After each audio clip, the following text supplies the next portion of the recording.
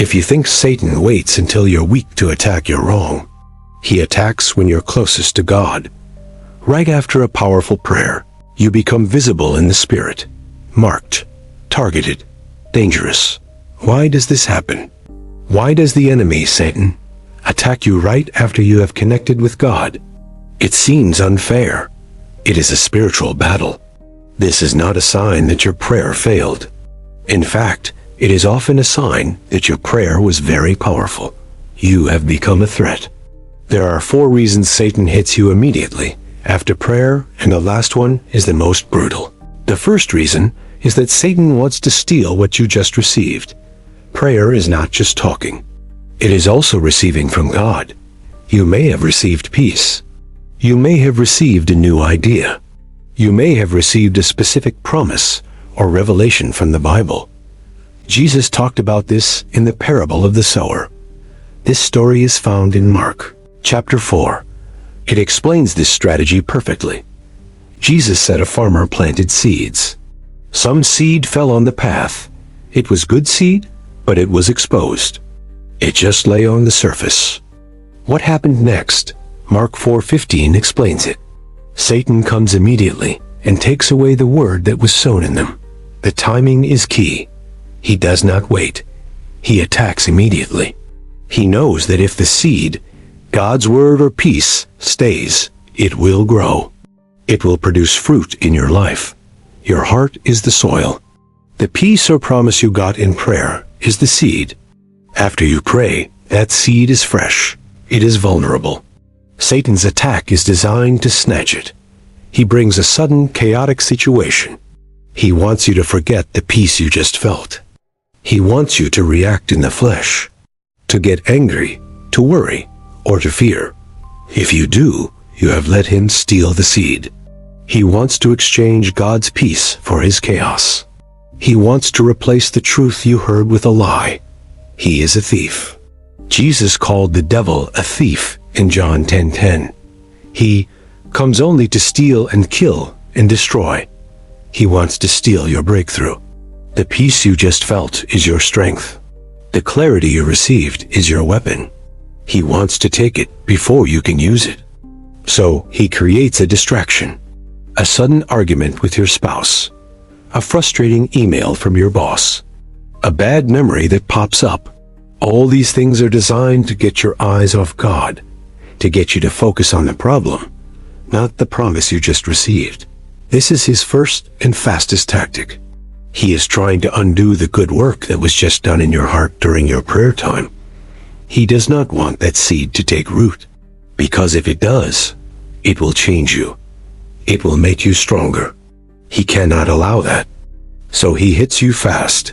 He wants to catch you off guard, while the seed is still fresh on the path of your mind.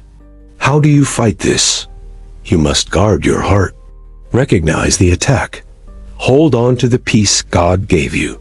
Do not let the thief win. You must take every thought captive. 2 Corinthians 10:5. Refuse the distracting thought. Remind yourself of what God just spoke to you in prayer. This first reason is all about theft. Satan attacks to steal the immediate results of your prayer. He wants to erase your encounter. The second reason Satan attacks is to make you doubt. He wants you to question if your prayer even mattered. He wants to destroy your faith. Prayer is an act of faith. You are talking to a God you cannot see. You are trusting that he is listening and that he cares. Faith is your connection to God. Hebrews 11:6 says, "Without faith it is impossible to please God." Satan knows this. He must break your faith, so you finish praying. You asked God for help. You put your trust in him. Then immediately, the problem gets worse. This is a classic tactic. You pray for finances, and the car breaks down. You pray for peace in your home, and a huge fight starts. The enemy sends this attack to mock you. He whispers lies in your mind. See? It didn't work. God is not listening to you. You just wasted your time. Nothing changed. In fact, things are worse. Your prayer was useless. These are the fiery darts of the enemy. He wants you to feel foolish for trusting God. He wants you to conclude that prayer is a waste of time and does not work. The Bible warns us about this. James 1:6-7 says the one who doubts is like a wave of the sea, blown and tossed by the wind. A doubting person should not expect to receive anything from the Lord. Satan wants to push you into that place of doubt, so your prayer is neutralized. He is attacking your belief. He knows that if you believe God heard you, you will stand firm. But if you doubt, you will crumble easily. This attack is designed to test your foundation. Do you believe God's promise, or do you believe your circumstances? Satan wants you to choose circumstances. He is trying to create a gap between what you prayed and what you see. He then fills that gap with fear and doubt. When you pray, you are standing on God's word. When he attacks, he is trying to knock you off that foundation. He wants you to panic. Remember, faith is the assurance about what we do not see. Hebrews 11:1. Satan attacks by showing you something negative that you can see. This is a direct assault on your trust. He wants you to lean on your own understanding, which is what Proverbs 3-5 warns us not to do. He wants you to ask, did God really say? This is the same question he asked Eve in the garden, Genesis 3:1. It is his oldest trick. Did God really hear your prayer? Does God really love you?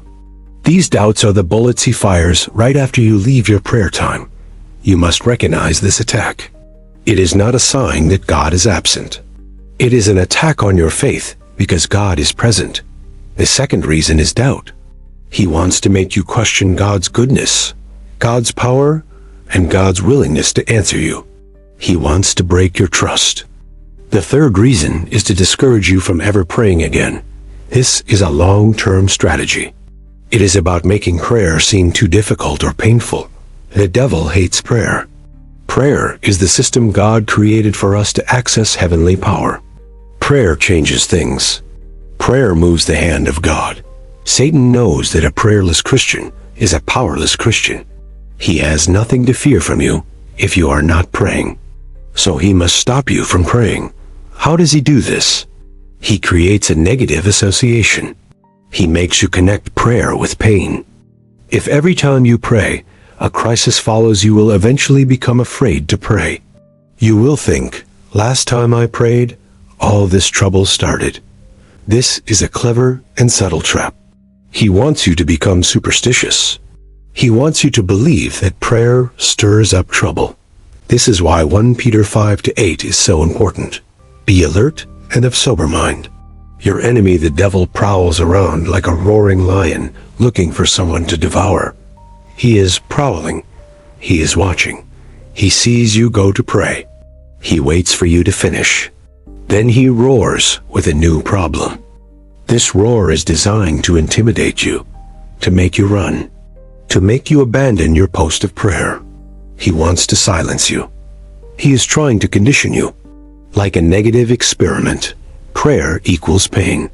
Therefore, stop praying and the pain will stop. This is his lie. But the opposite is true. The pain is coming because your prayer is a threat. If your prayer was weak, he would ignore you. He wants you to give up. The Bible says in Galatians 6-9, let us not become weary in doing good, for at the proper time we will reap a harvest if we do not give up. Satan is trying to make you become weary. He is trying to make you give up right before your harvest, right before your breakthrough. He sends an attack to drain your emotional energy. You finished prayer feeling strong. He sends a crisis to make you feel weak and tired again. This is a war of attrition. He is trying to wear you down. If he can stop you from praying, he wins the war. This is why prayer often feels like a battle. Because it is. You are pushing against darkness. The darkness naturally pushes back. This third reason is all about deterrence. He is trying to deter you from your greatest weapon.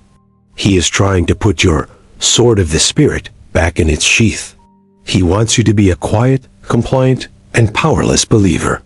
He does not want you engaging in the spiritual realm. He wants you to stay silent.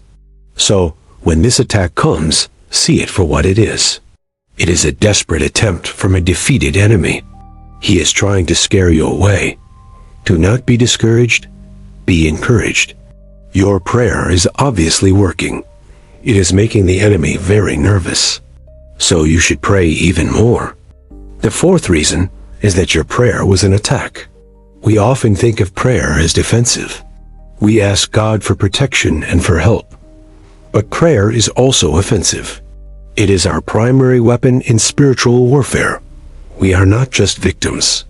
We are soldiers in God's army. Ephesians 6:12 tells us our struggle is not against flesh and blood. It is against the rulers, against the spiritual forces of evil in the heavenly realms. How do we fight this battle? The next verses tell us. We put on God's armor. And in verse 18, it says, "Pray in the Spirit on all occasions." Prayer is listed as part of the armor. It is the weapon that activates all the other pieces. It is how we go on the offensive.